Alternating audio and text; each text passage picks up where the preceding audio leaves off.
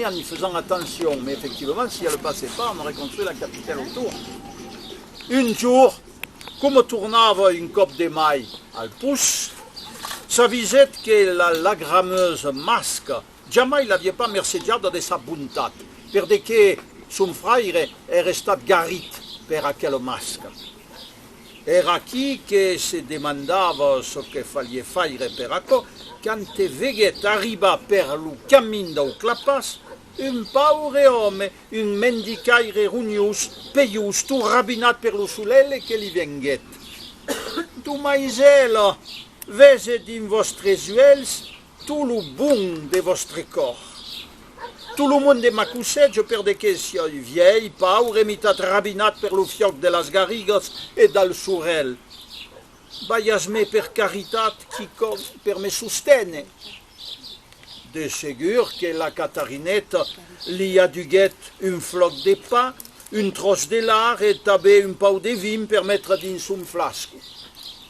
En se plegant lo coutel, un cop acabat lo recate, l'homme assetat sur la pile li faguet. Alors, y est pas plus la cousinette la grammeuse? Donc, sarà ieu de la remplaçar. Escuta, druleta, ton peiron, ton frère, c'est le vos gari. Il n'y a pas qu'une cause à faire. La peire belle, la plus rouge des morts. La fenne peire, les statues dans la capitale. Ça, te la faudra tourner à qui on te démourait pendant des siècles et des siècles. Amunt, sur le rang de la montagne, le roucas, que donne son nom à tous avis. Pauvre de Dieu, papé, mais jamais n'aurai pas la force, est tan grande et tan pesuga. Zonzugna, tout à coup, est parce que des zonzugna, tout le monde t'ajudera, veilleras.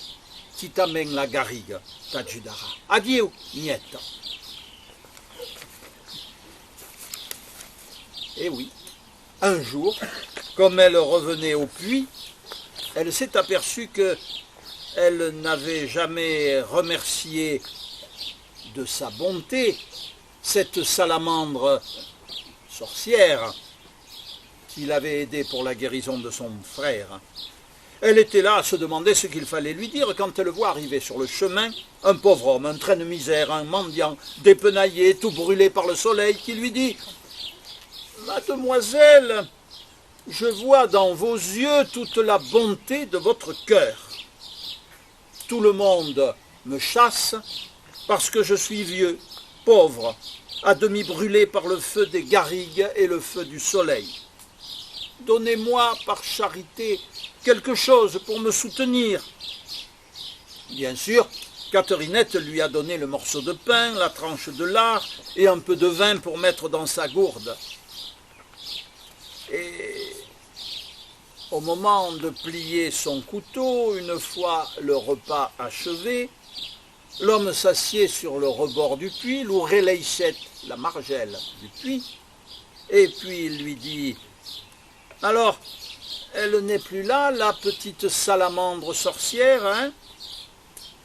Elle t'a laissé tomber une fois qu'elle a guéri ton frère, alors ce sera à moi de la remplacer pour te dire ce qu'il faut faire. Écoute, petite fille, ton frère Pierrot, il est presque guéri, mais si tu veux le guérir tout à fait, il y a une chose à faire. La grande pierre, la Fennopeire, la pleureuse des morts, celle qui est dans la capitale, tu sais, il faudra la redresser, là où elle était pendant des siècles et des siècles, là-haut, sur le ranc, sur la montagne, sur l'énorme rocher.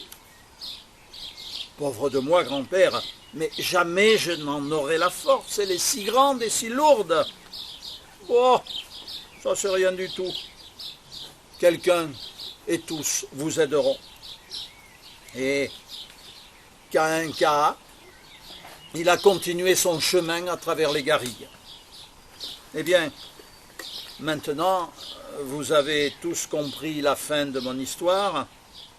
Grâce au chariot, à la mule, aux bras musclés de Zonzogne le bûcheron, à tous les voisins qui sont arrivés sans que personne ne les avertisse, et aux efforts de Catherinette et de son frère Pierrot, ils ont réussi à remonter la pleureuse des morts, la pierre sacrée, là-haut, sur la falaise. Où ça? Je ne vous le dirai pas, ce serait trop grave de le savoir ou de le dire. De toute façon, l'endroit est complètement envahi par les Bartas. L'important est que nous Peyrot est guéri et que la pierre a retrouvé sa place millénaire. Alors, je vous vois un peu déçu. La pleureuse des morts, la Fenn-Peyre, si vous voulez la voir, vous pouvez toujours aller au musée de Nîmes. On y a amené quelques-unes de ses sœurs. Et puis, vous pouvez toujours espérer en voir d'autres et leur parler, même si elles n'ont pas de bouche, là-haut, sur la montagne, dans la garrigue. Voilà, c'était Georges Gros, les contes de la Haute